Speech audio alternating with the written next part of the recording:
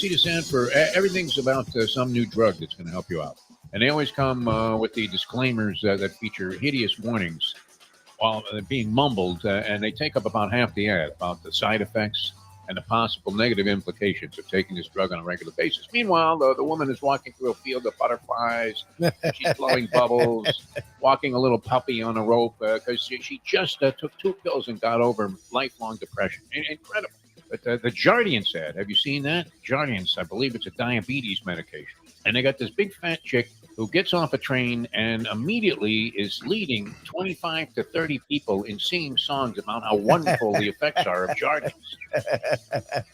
And I'm thinking the last time I saw a drug like that was when we had Dennis Rodman doing shows at that Bamboo Beach Tiki Bar right on the beach here in Fort Lauderdale. And he was like gargling with Goldschlager. Yes. He was pretty much out of his mind the entire time. And one night he comes on our show, and I've never seen a guy happier in my life.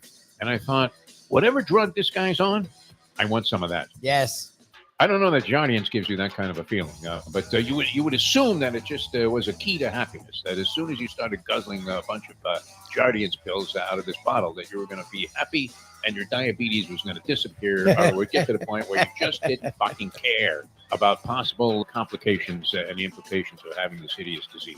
Unbelievable, right? So we have to get rid of that. The time! Wake up with Defo, joined by Lubie. Welcome to the Defo Show.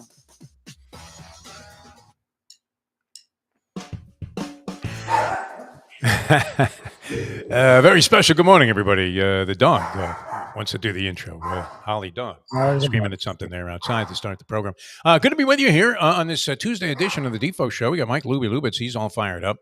And I'm Jeff DeForest. A lot to cover, a lot of ground to cover. Short period of time here today.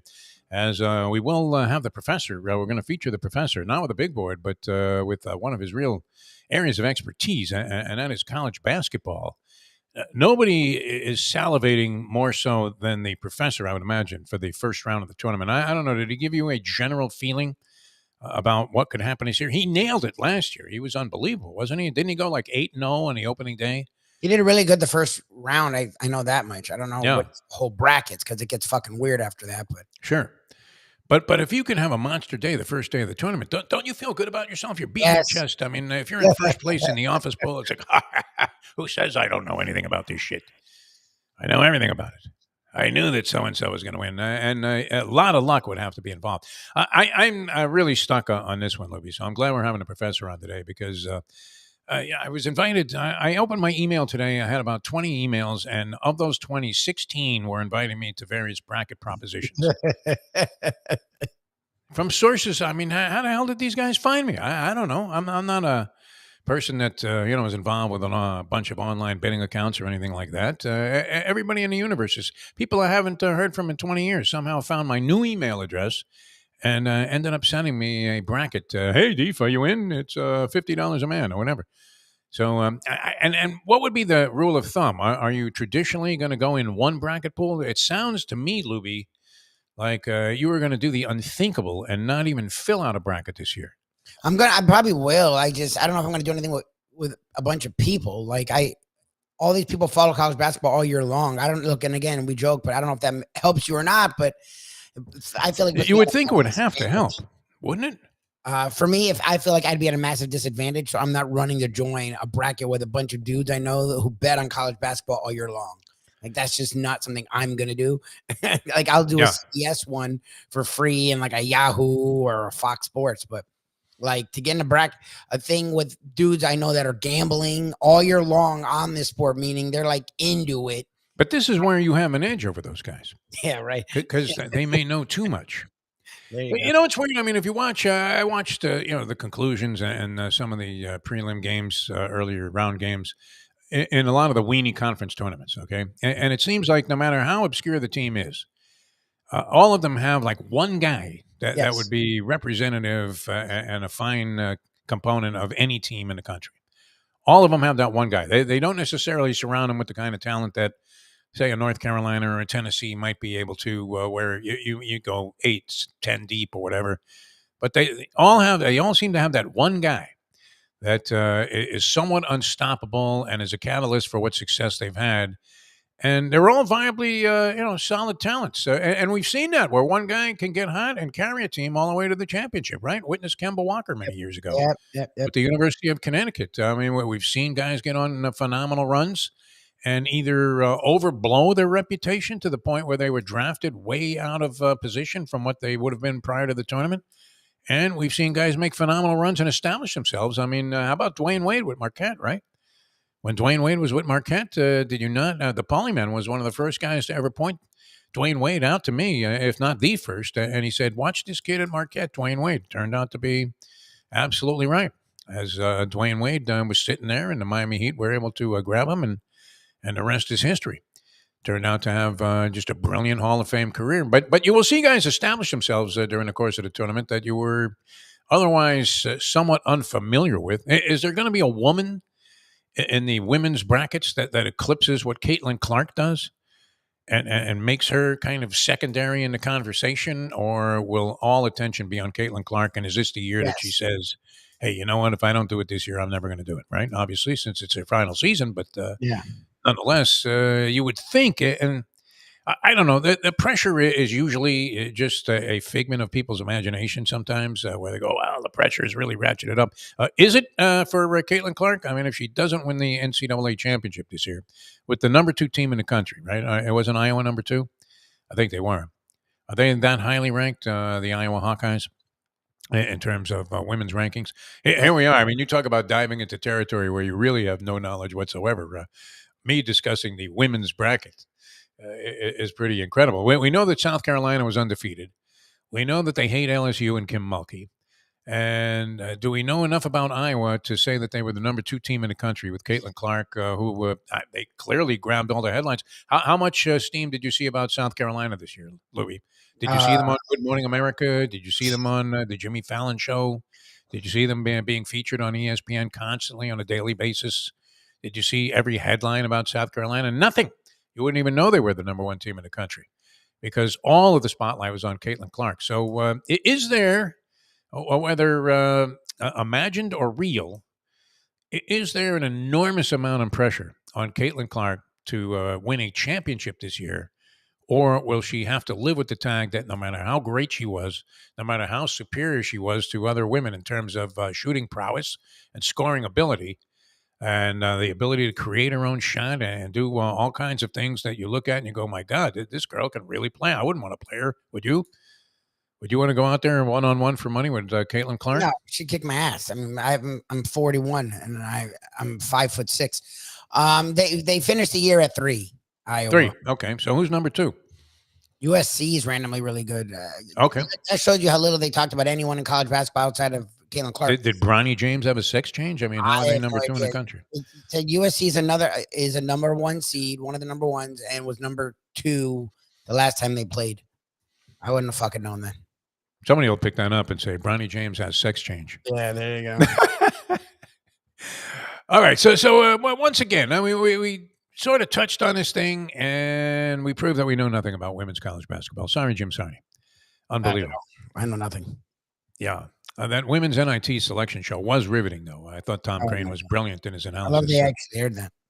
All right, we're trying to figure out what the hell is going on here, and I'm ashamed of myself. I literally should have just gargled with milk and magnesia this morning when I went down the left side of the bracket, and I'm going, you just picked every favorite on the left side. I'm glad I didn't have a pen in my hand because I would have had to destroy that one and create another one. We welcome the professor to the program, a guy that really knows something about college basketball. And what would you say that's an advantage or not? Didn't you go like 8-0 in the first round of the tournament last year in games that you bet, Professor? No, that was 2 years ago or maybe 3 years ago. But we did do like 7-1 last year. So not too bad. Okay.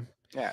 See, I would think this. I mean, it makes sense that somebody like yourself that watches this all season long, follows it off season, is aware of all of these different things that are happening to a level that the casual fan obviously couldn't even begin to touch. That you would have a huge advantage in the early rounds of the NCAA tournament. Did you feel that way? Do you feel empowered? Do you feel like Andy Byer when somebody throws a racing form at his doorstep early in the morning? I mean, no, I never feel like Andy Byer because I think Andy Byer is basically a cartoon character. But yeah. I do think you have a little bit of an advantage. I don't think you really have an advantage in bracket contests, because bracket contests are essentially, just idiot fuel. So, Yeah. I mean, bracket contests are basically always going to be won by, the secretary who has, picks on based on which mascot she Yeah. finds cuter. It's the cleaning lady. We always Yeah. think the cleaning lady's collected them. In fact, And my Rick, recommend and if you just give a remember 20 to the cleaning lady today and save them yourself the and game. Rick Neuheisel, because wasn't that one of the things when he got fired at Washington, is he had won like Yes. 3 NCAA pools for huge dollars. So apparently, like the secretary picking on mascots and Rick Neuheisel is who you want doing your bracket contest. Has it never been done? The perfect bracket? Never? Is that still intact? No, never even close. The closest was there was a kid like, okay, well, I can tell you in the history of the ESPN contest, which is at this point the largest one Yeah. online. I believe it was the first one that did the $1 billion prize if you picked a perfect bracket, which was sponsored by Warren Buffett's company. Why am I Berkshire, which is sponsored by Berkshire Hathaway there for the first couple of years of it. One kid picked one perfect Thursday. He went, I believe, 16-0. Wow.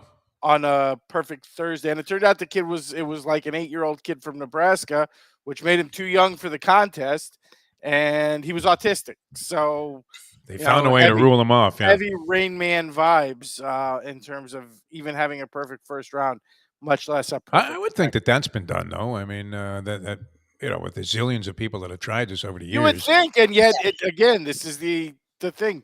It is not. Wow. No one even went 16-0? No.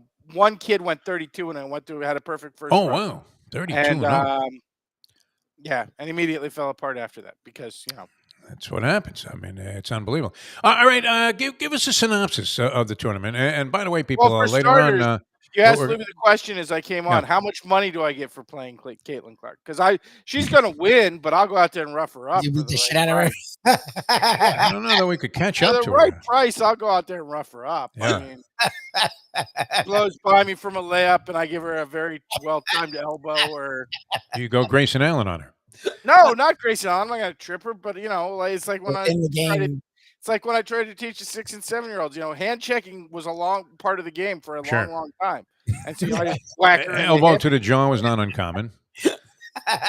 I mean, I don't know about you, balls, but when I was a kid, look, go to the free throw line, but you're not scoring an easy one on me. Yeah, exactly. Yep. No, that was a general rule of thumb. You got to hack the shit out of that person. Yeah, I came up, in the late 80s, early 90s, like Rick Mahorn was a totally unskilled goon, but you weren't getting a dunk or a layup.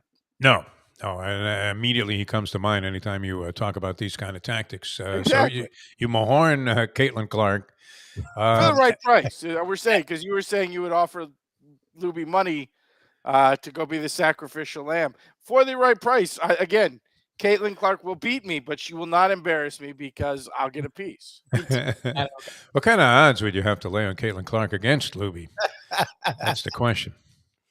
Lubie has a victory over a pro basketball player, though, a one-on-one victory. Against any of us. I mean, look, the girl is ridiculously skilled. She's not going to lose to, a fat old goon and myself, or, Lubie, who she has a size advantage over. Size advantage. She's like 6'4". Again, the girl's she's like 6 feet even. But okay, still. Anyway, she's massively skilled. I couldn't beat her. I couldn't stay. But again, for the right price, I'll suffer the embarrassment, and I will pass the embarrassment along when I rough her up. All right, sounds good. All right, general synopsis of the tournament. What do you see? I mean, is this going to be one of the more entertaining ones? It seems like the slogan always does apply there, the cliche that CBS has out there, that the tournament always delivers. I mean, honestly, here's the thing. A lot of the top-seeded teams, and I think we saw this particularly with the Big Ten tournament, play some really ugly basketball. So you might get some competitive games. You might get some fun at the end games. But, there ain't nothing fun about watching Purdue play. There ain't nothing fun about watching that shaved Yeti just sit in the paint, put his arms up, and catch it, and then turn around and make, an incredibly unathletic post move. Then he shoots 65% from the field. And because, again, there's like 2 dudes in the country who are physically capable of covering, White Yao Ming. He's not fun to watch. Purdue is not pleasant to watch. Houston is not an entertaining ball club if you like, offensive basketball. And I don't know anybody who's not a professional basketball coach. I mean, someone who coaches for a living who enjoys defensive basketball. I mean, nobody I know is like, oh, look at that straight up man-to-man. That's just a raft thing. Nobody enjoys watching that. Yeah. So is it going to be fun? I don't know how fun it's going to be, honestly, because, again, a lot of the top teams are not necessarily fun to watch. Iowa State going through the Big 12 tournament last week and come out as a number 2 seed. Again, not a team I would call fun to watch, but a lot of close games. I'll tell you one thing. If you are a UConn fan, which a lot of people I think are jumping back on the bandwagon Yes. of the Huskies, the committee for the team that is allegedly the number 1 did not do you bracket a of death. single favor That's like with that bracket. That is, to me, the 2, 3, 4 spots may be the toughest 2, 3. Well, isn't San Diego State also in that bracket? Like, San Diego State's a 5. But yeah, they were again, like San Diego State's a 5. Wazoo and Drake 7 and 10 are both nice basketball teams. And again, FAU, who again a lot of people don't think actually getting fingers pointed at them is this is the team that didn't belong in the tournament. Went to the Final Four last year and brought back just about their entire roster. UConn might get them in the second round. Yes. That's a really tough game for overall number 1 defending national champion. You get another Final Four team in the second round, and you might see another Final Four team, San Diego State, in the third round, although I don't think they'll be there. I think Auburn will be there. But in the third round, you might get in the 16th, you might catch an Auburn team that just won the SEC tournament, and statistically profiles as good as anybody. Profiles like a top 6 team in terms of their computer models. So, again, UConn got no favors from this committee. So, a tough break Huskies. I guess Hurley just randomly screaming at fans all year long didn't do any good with the committee. We were looking for Cinderellas earlier this morning. Are there genuine Cinderellas that we can identify before Define the term Cinderella. Are we talking a team that really should have no shot? The St. Peter's. Are we talking about a team that gets to the 16s or like last year? Again, we're dealing with a changing face of these things, and that FAU made it look very realistic last year that little guys could start to have a path to the Final Four, because while they were lucky in terms of who they played, they were actually kind of clutch in terms of how they won the games. They were all 1-possession games in the last 2 or 3 minutes that they kept not, getting breaks from the refs, but outplaying. Yes. The late game resiliency. Over and over again. So in terms of that, in terms of a Final Four, I don't necessarily see anybody who I think is capable of making a Final Four, but I will tell you, I think, for example, pretty much every 10 seed is capable of pulling an upset in the second round and getting into the Sweet 16, because I don't think any of the 2s are that particularly strong. I can see some 11s who are going to, I think, profile very well. If you're talking, okay, I will give you 1, and I don't think it's likely, but I think it's a possibility. If you're pointing at a deep seed, maybe a Final Four, it would be your man, since Dad's not in, Ricky Pitino Jr. with New Mexico. Okay. Just coming out of the Mountain West Conference. Again, got 6 bids. Really good league this year. Kind of underplayed for most of the season, mostly because they just kept losing close road games over and over and over and over again.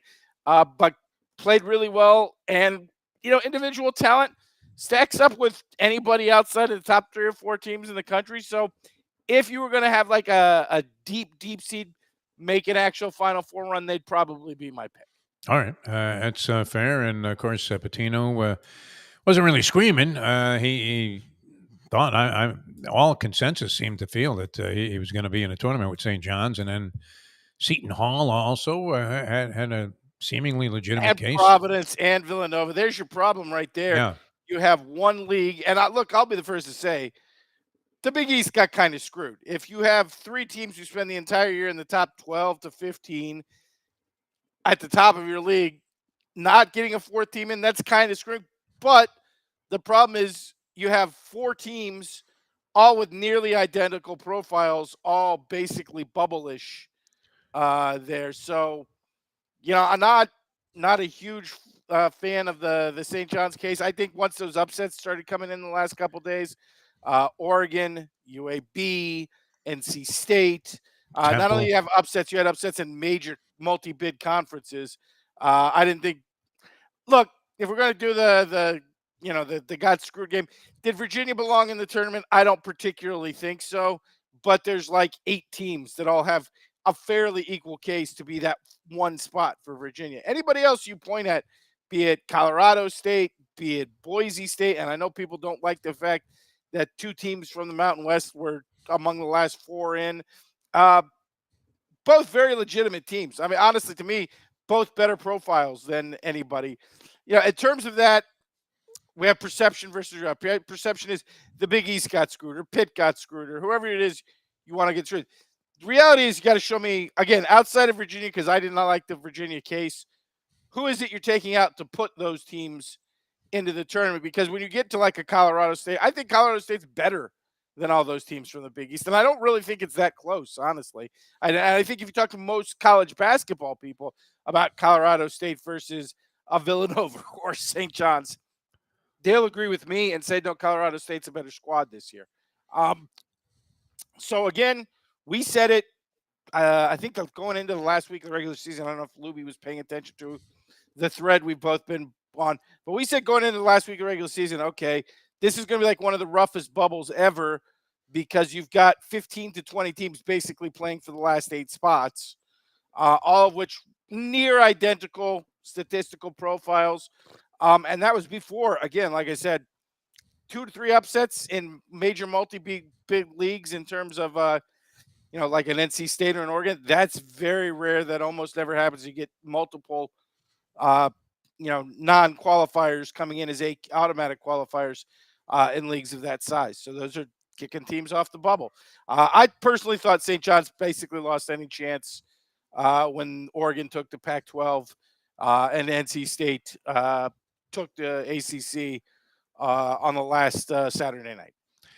All right, let's. Have you had a chance to handicap some of these games, early round games? Do you want to give us a couple here? Oh, and just real quick here because I see him commenting. Mike Nyman, I actually like your Gators draw.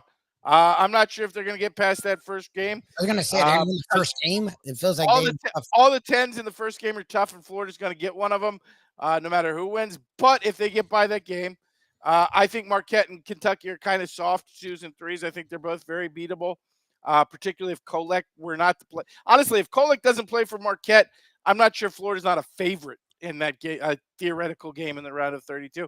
And obviously they played well against Kentucky earlier in the year. So, I'm not necessarily a fan of this Gators team, particularly with the big guy getting lost, because that was really the one little bit of defense this team plays well. But you got a very nice draw in terms of teams you profile to match up pretty well against. All right. Any games, Professor? Any games for us? You're just desperate, aren't you? Well, we got Mike Westhoff coming on here in just a couple of minutes. No, I'm teasing. Actually, let's just start with the first couple. We like Colorado State tonight, playing obviously. UVA. Again, Ken Pom fan here. If you look at their statistical profiles or Ken Pom profiles, Colorado State's about 30 spots north of UVA. Again, you're going to want to pick one team that I don't think belongs in this tournament who got lucky. It's the University of Virginia. I believe they're 4-6 in their last 10 or 4-5 in their last 9. Come in cold, did not play well at the end of that NC State. Really choked against that NC State team. And I don't even remember his name. Fatso from NC State. Burns Jr. Burns Jr. Favorite. I love that guy. He's my favorite player. I love him too, but whoever his high school football coach is cost him about $100 million. Why is he playing football? That kid was a born left tackle. Like, and he has good football. He's not going to play in the NBA. Like, you just don't see that body type and game in the NBA anymore. But if you watch his feet on that little, his pet move is that little spin move. If you watch how quick his feet are, and Actually, the funniest thing with that kid is that NC State lists him at 6'9" and 275. He's 6'9", but he's closer to 375. I don't know who you're fooling with 275. No, we love the fat kid. guy in all of sports. I mean, sport. Again, he's a full 6'9", which means, again, closer to 375. Yeah. And if that kid missed his calling, he should have been a left tackle. What the hell he's doing playing basketball? I don't know, but his coach cost him a lot of money. But we do like Colorado State over Virginia. Get into the second day. Michigan State only laying 1.5 to Mississippi State. I think the bottom of the SEC is a little overrated this year. If you're going to look at places where it got too many bids, I think the bottom of the SEC probably should have been. I think the SEC should have been more of a 6 or 7 bid team than an 8 bid team. I think Mississippi State and Texas A&M are the two questionable ones. Up against Sparty on the first day. I mean, who's not going to take Tom Izzo at a low price, 1.5 on the first day? First game's a little unusual, but then we get to South Carolina. Other end, I think top of the SEC is very good. I think South Carolina's been massively underrated by gamblers all year long. And Oregon, yes, they won the Pac-12 tournament. They have not been a good team throughout the course of the year. So Scar at 4 p.m. on the first day is definitely a spot I'm looking at, currently laying 1.5. And then, okay, I'm going to buck the trend here. Everybody, thanks to CBS, is on the McNeese State bandwagon, and I get it. They won 30 games. They didn't play anybody all year long, but they did win 30 games, so that is tough to do under any circumstances. And it's a 5-12 game, and Lubie probably remembers from Blake, one of the sharpest college basketball guys I know, but totally attached to that 5-12 thing. People have that 5-12 thing. I know, Blake's like all about it. Earwormed into their thing like that thing they put into people's brain in the Wrath of Khan, that bug dug in and took over your brain. People have that like, a 12 is going to be a 5, a 12 is going to be a 5, a 12. And it usually does happen, but it's not a 100% thing. People are pointing to that one saying McNeese State is going to beat Gonzaga. Gonzaga is going to beat the hell out of McNeese State. And I don't think Gonzaga is that good, honestly. I think Gonzaga is way down, but they have a big and they have size everywhere else. And McNeese State, like most of these small schools, doesn't have any size whatsoever. Neither team plays defense, so it will probably end up being a bit of a shootout. But the big from Gonzaga is going to have like an easy 40. He's going to have 40 on, like, I don't know, 20 of 22 shooting or stuff. You got to Bill Walton in the 73 final there against Memphis, where he went 21 of 22. He's going to have that kind of performance because McNeese State is going to throw Lubie at him. So that's if he's not tired out from chasing Caitlin Clark around on a one-on-one matchup. But all right, yeah, excellent. If you didn't pass tonight, I will send Lubie a list for Thursday for the show. All right, excellent stuff. As always, Professor, thank you very much for joining us here on the program, and we'll talk to you later in the week. You guys have a great morning. All right, very good. The Professor, ladies and gentlemen. Love that. He goes all over the place. That was great. All right, we're going to take a quick break here and come back, hopefully, with Mike Westhoff, who is the special teams coach with the Denver Broncos, and, of course, long time here with the Miami Dolphins, New York Jets, and just a great guy. He has a book about his experiences in the NFL, Figure It Out. That's done very well and is still available for people. Great read about NFL stories. Mike Westhoff tells it like it is, the old Howard Cosell thing. So we'll find out. I mean, there's a lot of stuff going on with Russell Wilson. We'll see what he thinks about this whole Justin Fields thing with the Chicago Bears and many of the other developments in the National Football League with Mike Westhoff. That's coming up in a moment. Now that. The time. It's 8:35.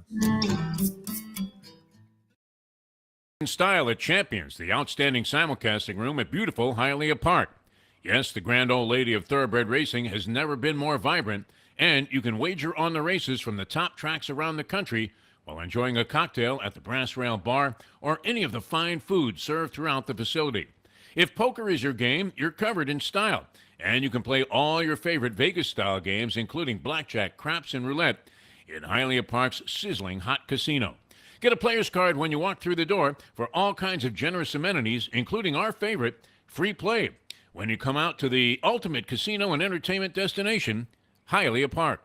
These days, we're all looking for comfort anywhere we can find it. Thank goodness for Landlubbers Raw Bar and Grill in Plantation, because they are making sure you are as comfortable as possible. First of all, they're not only open for delivery and pickup. All you have to do is go to landlubbersbarandgrill.com for both pickup and free delivery. You're going to have the best wings in the world. You're going to have a great burger. You're going to have their amazing soups. Again, Landlubbers Raw Bar and Grill. It's nice and easy. Just go to landlubbersbarandgrill.com for both your pickup and free delivery. Thank goodness for Landlubbers for making you always feel right at home. Are you looking to buy your first home? Have you been turned down for a loan? Do you need to refinance or get money out of your home?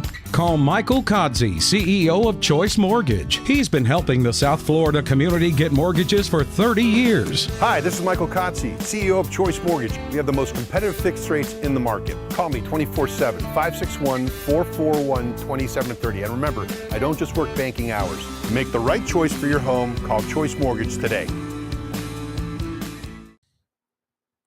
This comes from the great Defo Lama. It's the bets you don't make, the chances you don't take that can compromise an otherwise incredible life, my friend. The only way to get your morning started is with Defo, joined by Lubie, right here on The Defo Show. Welcome back to the show. Good to be with you here on this fine Tuesday morning. Looks like a beautiful day out there here around South Florida. Glad to have you guys along for the ride. Jeff DeForest, Mike Lubitz, and it's always a pleasure for us to welcome this gentleman to the program. He's one of our all-time favorites in terms of guesting with us on the shows, and just a great guy, a great American, and watch out. If you're a shark out there, man, this guy will catch you, and it's going to be a battle because he's willing to fight to the end. The great Mike Westhoff joins us here on the program. Currently, of course, special teams coach with the Denver Broncos. Michael, how are you, my friend? I get a kick out of you. You're the best. Yeah, I'm doing fine. Thank you. I'm doing good. Thanks. Good. I mean, a lot to get to here, including your experience. You were back on the sidelines again, full-time NFL.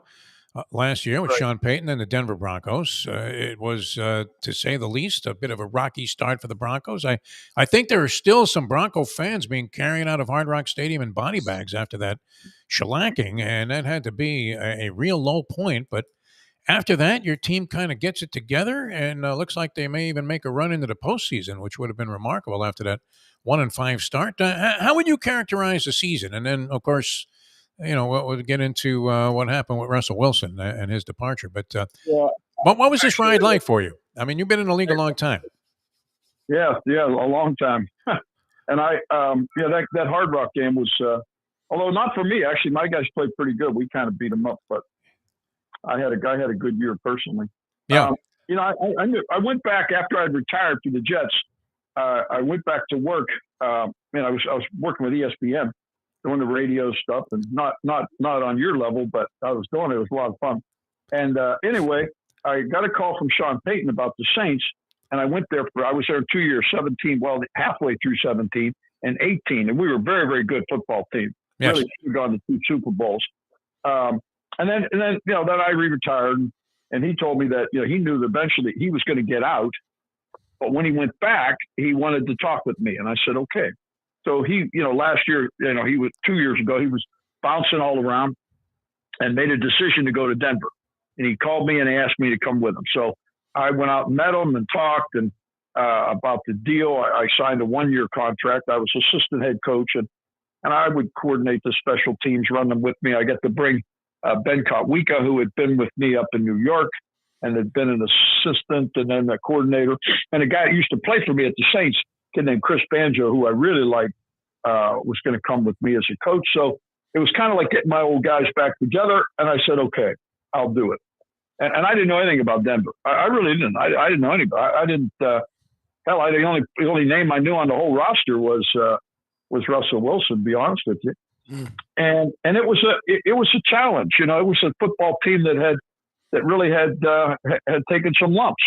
And then we started off. We really couldn't have started any poorer. We really lost a couple of games. We actually really should have won. The fact that we didn't beat Washington on that day, but before we came down and played you guys. And then your football team was really way, way ahead of us. It just were way faster. Our defense couldn't keep up with you at all.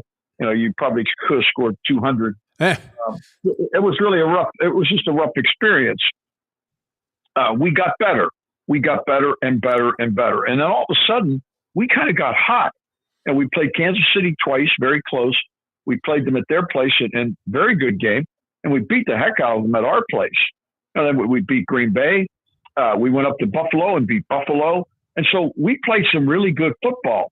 And then we're right in a position where we were close to getting in, knocking on the door. And we lost it down at Houston to, I think, is a very good NFL football team. A lot of young guys, good young coach, and a very good young quarterback. He does a heck of a job. And we were right in the game. And at the end of the game, we had to score a touchdown. Field goal wouldn't help us. And we were first and goal on the 8-yard line. And we didn't get in.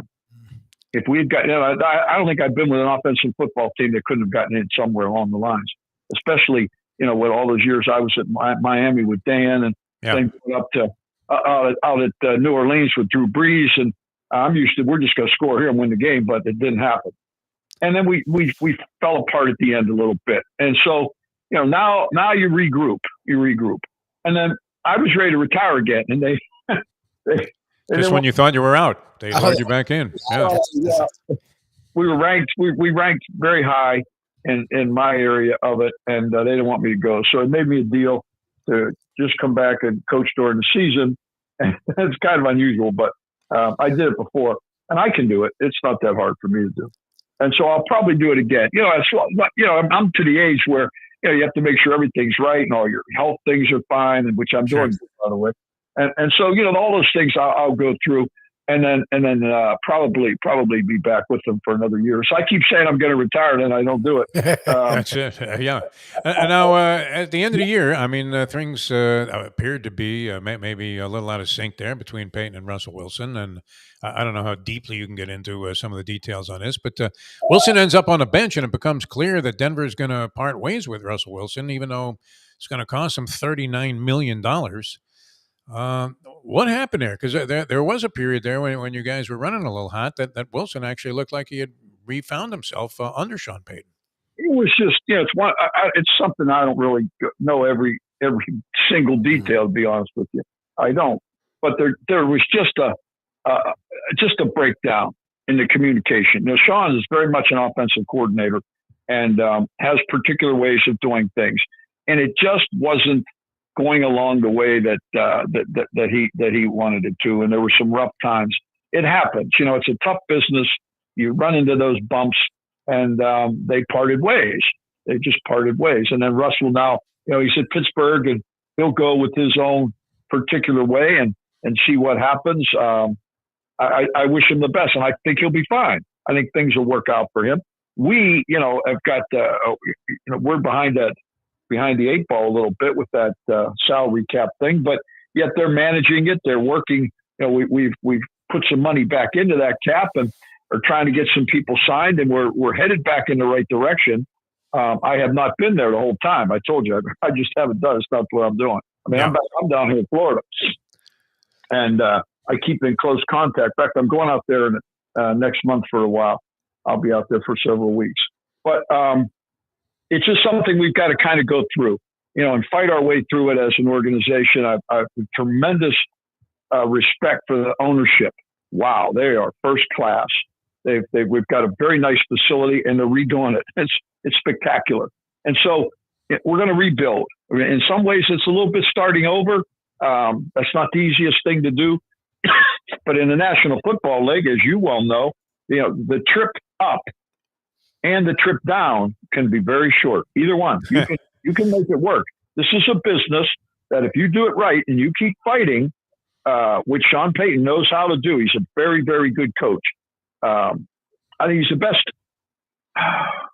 He's the best on the field teacher that I've ever been around in my career. And I was with some pretty good guys. I mean, the guy you had down there for a long time, Don Shula. Now that's the best coach I've ever been around, Don Shula. I mean, come on. I mean, he's first, nobody's second. I mean, I was with him all those years. I loved it. I loved the experience with Coach. But Sean's a good teacher, and he knows how to build a football team. It'll take him a little time. He'll put it together, but he's going to put together the kind of team that he believes in. And that obviously wasn't exactly where we walked in. But it'll happen. He works hard. He works extremely hard. And he's put it together. There's bumps. There's plenty of bumps.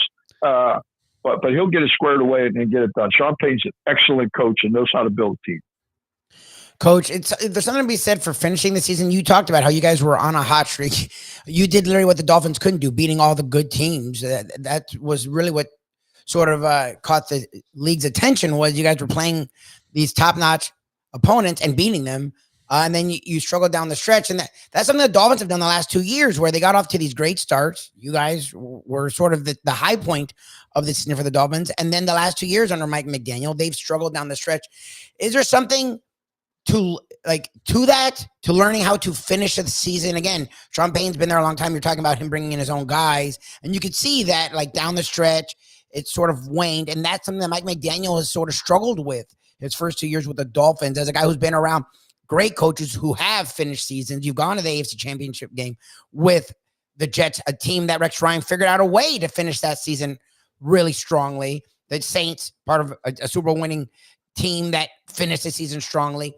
Like, what is it to, when the season, everyone's getting tired, we know how it must be at the end of an NFL season, to find a way to push through? Because it seems like that's something down here the Dolphins did struggle with, and you just said your Broncos team did as well this season.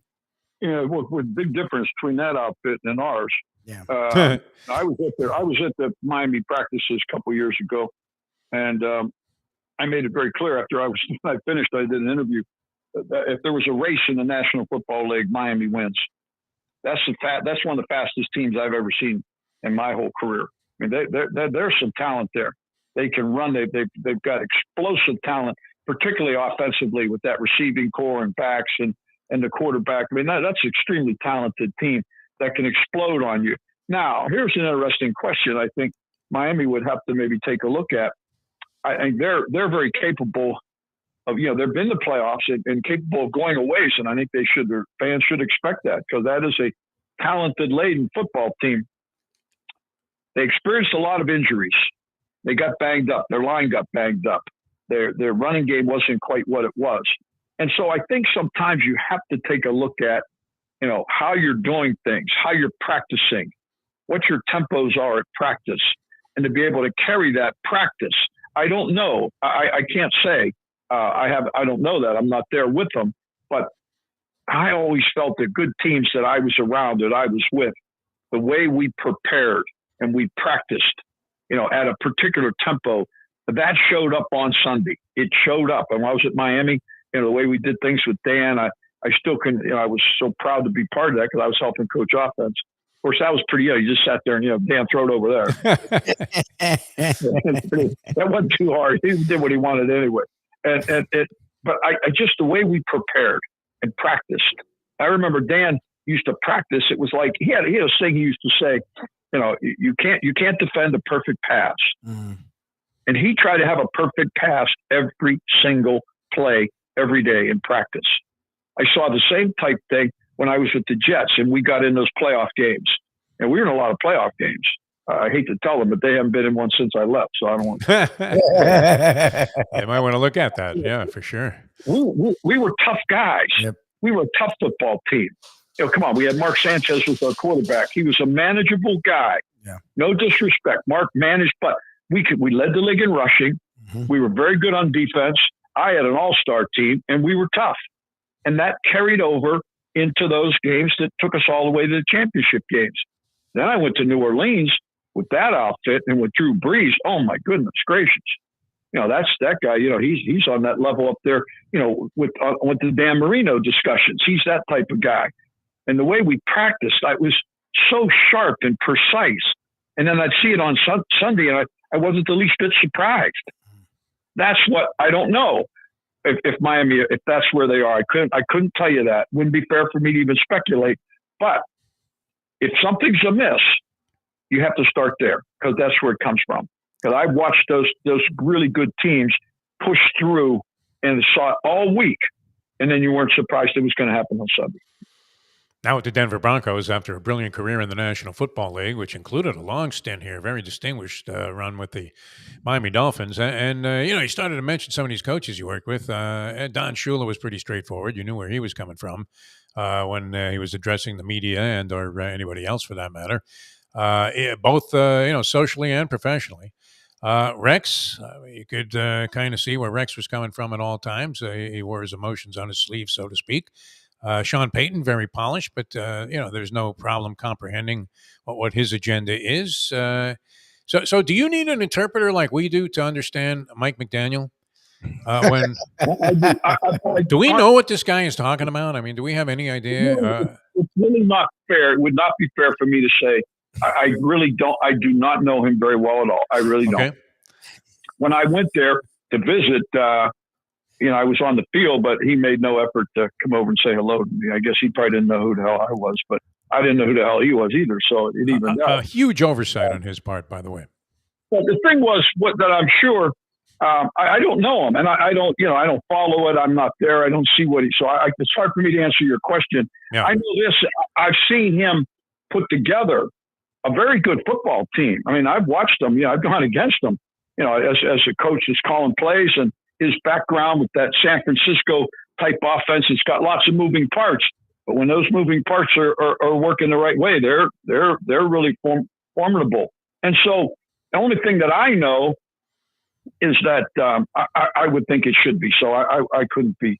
I have no criticism whatsoever. I really don't, because I just don't know enough to say. But some of the things that I've seen, they look like pretty doggone good football teams. So I would, you would think that it would move forward. I don't know enough to say anything else. Well, the press conferences are far more interesting than the Joe Philbin post-game press conferences. That's for sure, because you sort of need an interpreter to figure out who won or lost when you're listening to McDaniel. All right, we were talking about this on another show earlier this morning and touched on it a little bit here. This whole thing with Justin Fields. Now, upon doing a little further research before, my usual knee-jerk reaction and overstatement and, blowing this out of proportion, I thought it was weird that Fields commanded so little in terms of return on the trade, a 6th-round pick. I don't know. How valuable is that, Mike Westhoff? Isn't that just like saying, here, take our guy? Where Kenny Pickett, drew more steam back when he was traded to the Philadelphia Eagles by the Steelers. What's your thought on Fields? And do you think Chicago might have blown it by hanging on to him too long, or do you think there were other things in play there? That's a tough one. That's hard for me to. Some of these things are really not fair for me to comment because I don't know much about it. We played them, and I saw some good things. I saw some pretty good things the day we played them, and the little bit that I knew, I'm looking at an opponent, and always knowing that a guy can be very, very productive against you. I thought he looked pretty good. I was surprised at that whole thing, like I think everybody else was. Honest to goodness, I don't know enough. It's just like maybe is there something we don't know? I don't have an answer to that. Yeah. But I saw a pretty productive guy, and even going against him. I remember the day we went up there and played them, we beat them, but at the very end, and we actually played very well at the end of the game and won the football game. But I didn't see anything out of that young man that didn't impress me as an NFL football player. I thought he looked pretty good. So that's all a mystery to me. I just don't know enough. And it's, I don't want to be one of those guys that's commenting on, I'm not afraid to comment on something, but I just truly don't know. And that one kind of mystified me. I would have knee-jerk reaction like you. Well, yeah, I mean, I just thought, that Fields would probably get back maybe even a 2nd-round pick in a deal. Supposedly, he blocked trades to certain teams, so that became very limited where he was willing to go, and maybe that compromised the price tag on him. But and it makes sense, economic sense for the Bears to go with a guy that's going to be on a rookie contract for the next 5 years. As you see, I mean, you mentioned salary cap struggles, which a lot of teams are experiencing. If you have to start out by paying a quarterback $40 million, that's going to hurt you, no matter how high the salary cap eventually becomes. All right. Did you see anything in the offseason that kind of struck you as being overwhelmingly significant among the deals that were made? It's in the area that I deal with special teams. We were up at the combine. I actually went for a short while. Yeah. And met as a group, all the coaches, and discussed completely changing kickoff. They've the kicking game has been dramatically affected. Yep. Mike, you know that. I mean, Jeff, you know that. Sure. It's been dramatically. I'll give you the number. I'll give you a good number.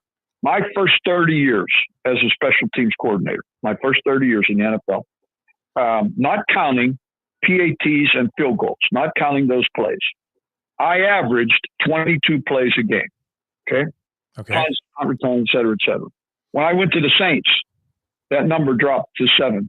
Jeez. Wow. Now, I'm not counting the kickoff for a touchback. It's a non-play. Sure. The three of us could run down the field on that one. Right. Right. I mean, that's just reality. And a lot of it has been safety oriented, and a lot of the changes are good changes. I mean, Roger Goodell, he told me one time, he said, Mike, quit complaining about the rules. We changing most of them because of you. I took it as a great compliment, to tell you the truth. That's great. Yeah. Anyway, it was, they made some, remember last year they put in the fair catch where you could fair catch it. Yes. And so, the idea was to eliminate the big collision, the really serious injury type play. Sure. And they've done a lot of that. And a lot of it is some good things, good solid things. And but last year, 82% touchbacks. And so there's been a method. What we want to do as coaches is save the play, but yet maintain a level of safety, to keep it where you're limiting. So we made a dramatic discussion as to change it, of how we would kind of move personnel around and, shrink the field is what we're doing. And so that'll be interesting to see. That'll be presented to the owners through the competition committee and see what happens. I believe that it will go, and I think you'll see a dramatic change in that play. It'll become more of a play. The collision will not be as great because we talked about kicking off from the normal spot, but lining the coverage team up on the plus 40, the return team on the plus 35. So you've kind of got everybody close together. Yes. And then the play would resemble the end of a punt return. So you still have a viable play, but you've lessened some of the areas that the serious injury could occur. That's the goal of it all. And it'll be interesting to see what happens. So I've spent some time dealing with that. And I talked to Troy Vincent a long time yesterday about some of the intricacies of it and rules of it and little things. But the coaches have done a good job, especially a lot of the young guys. Like I tried to tell them years ago, if you guys don't get on top of this kind of stuff, your jobs are not going to go away. It's just not going to happen. There's just don't have as many plays, that I used to have, and all the things that I used to be able to do as a coach. Now you really can't do much of that. So that's been a major area. And it'll be interesting to see because it's going to come here pretty soon because the owners will discuss all that. And a lot of it is very, very well intended, to keep the game safe. As you know, that's happened a lot. And a lot of the rules, the way they're playing the game today. But at the same time, it's football. It's not soccer. It's a different game. But we want to be careful and smart. So that I've been very much involved in. And then, of course, the rest of it for me has just been with Denver and all the stuff that we're doing. And, I'm trying to keep some of the guys that I have, which we'll be able to do. Coaches, we always do that. And that's kind of where it's been. But it's been interesting to see this one part of it. Is the book still available for people that didn't get a copy of Figure It Out? Yeah, it is. You get it through Amazon. Yeah, I kind of put the book on hold. I went back to work. Okay. I've done a lot of talking I'm going to go on a circuit when I'm done coaching, if I ever do get it done, which is pretty soon. I did some things where I went to different organizations. I kind of did a motivational type thing, or how to improve your business the ways that I improved mine, even though it's a National Football League, how it can transfer. I think that was pretty good. And we sold a book with that. So and then I've received a number of calls. You'd be shocked if you heard the names of some of these companies that have called me, of a possibility of looking at my book into some type of a documentary type thing, or even a movie. Oh, wow. Nice. Cool. Yeah, it's pretty cool. So I'm a little bit excited. I put it all on hold. It's all on hold, and I've really done almost nothing with the book. We still do some things social media wise. I have a gal that helps me. She's smart at it. I'm not. And through Amazon, Figure It Out. I'm proud of it. I'm very proud, and it took me 2 years to write, but I think it's a very good story. A lot of stuff with Miami, because of course, all the time with Miami and Coach Shula, and that was a wonderful, wonderful time for me, and I'm very, very, very proud of that experience. Scorsese, Tarantino calling. I mean, it's exciting being Mike Westhoff right now. And Mike, we can't thank you enough for joining us. Always wishing you the best of luck, and I hope you'll become a frequent visitor here on the program as you've been in the past. Always a pleasure, my friend. Thanks so much for being with us. All right, thank you. You guys get on a Denver station. I'll get everybody listening to you. There you go. All right, beautiful. Yeah, we may have to at this point. A move out of town might be very convenient. I can assure you. Enjoy the You office. guys are the best. I love coming on with you. You're the best. Thanks. Well, Thanks, Mike. Thank you. Appreciate it. We feel the same way. We really do. A lot of insight into the National Football League there. Stayed kind of out of the Fields thing, I guess, because he's a current coach. We've never actually had him on while he was a current coach. yeah, He's always like in between jobs or retired, so he can just let it fly. It's not even that he's retired and then they bring him back. They actually already talked to him about coming back, so he's literally a current coach right now. yeah. So like that's why we couldn't have him during the season, because you usually don't hear assistants talking. Like assistants usually don't get out there. Unless it's a Joe Philbin assistant. Yeah, there you go. In which case they were talking because he wasn't. Exactly. Yeah.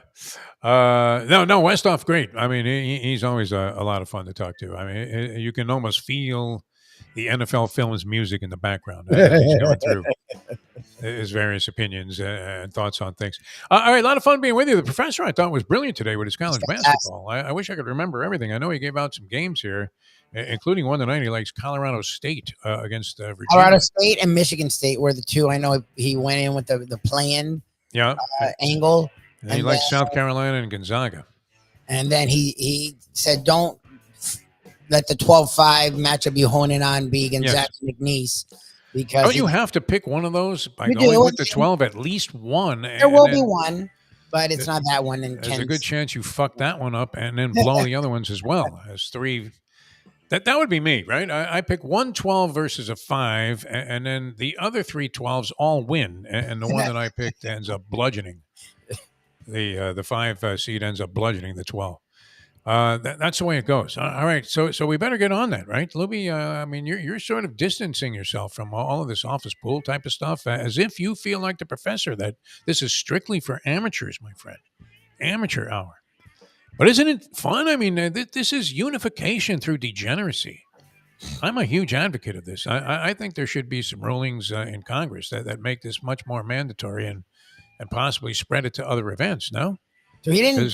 Did he not talk about the play? I guess he didn't talk about the plans, but he was weirdly against Virginia, and he said he liked Colorado State. So maybe he would lean Colorado State in that game. But he didn't talk. I guess the plans are sort of schmank.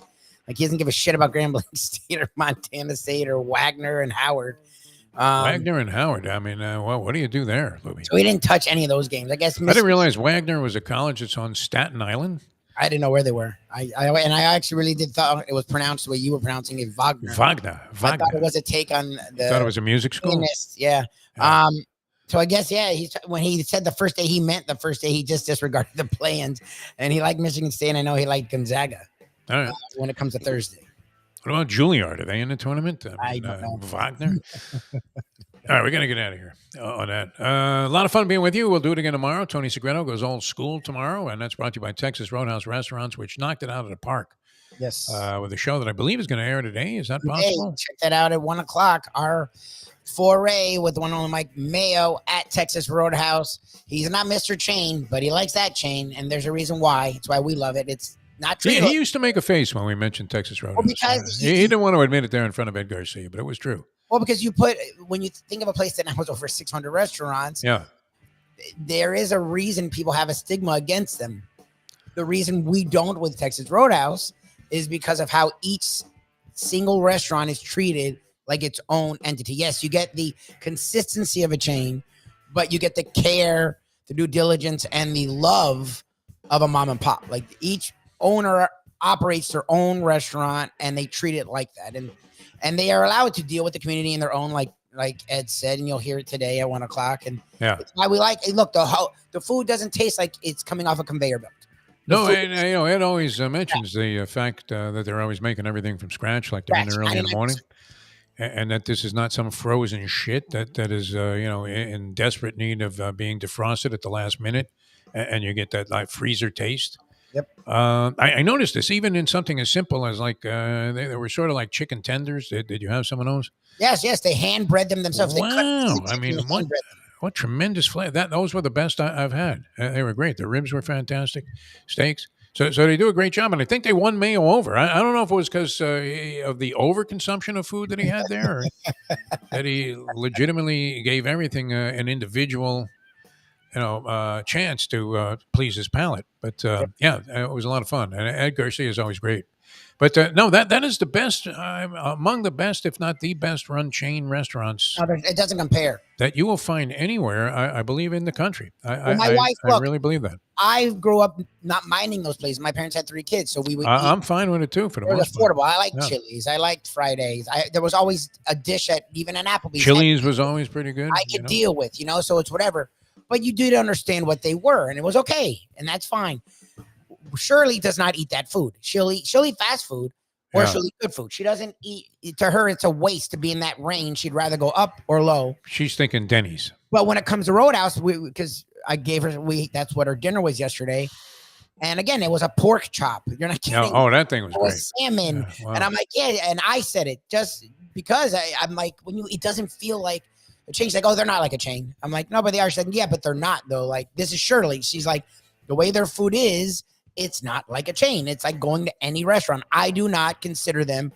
This is Shirley again, my wife, who is very honest. Very discriminating. They don't. Reviewer, yes. They're not. I don't consider them a chain, and that's how we've always felt. But I know people are like, oh, you work. Yeah, but okay, like go. I'm telling you, it's the way they prep everything, and it's unbelievable. It really is true, and you could taste the difference. It was fantastic. All right, so that's today on the Mike Mayo Lunchbox Special.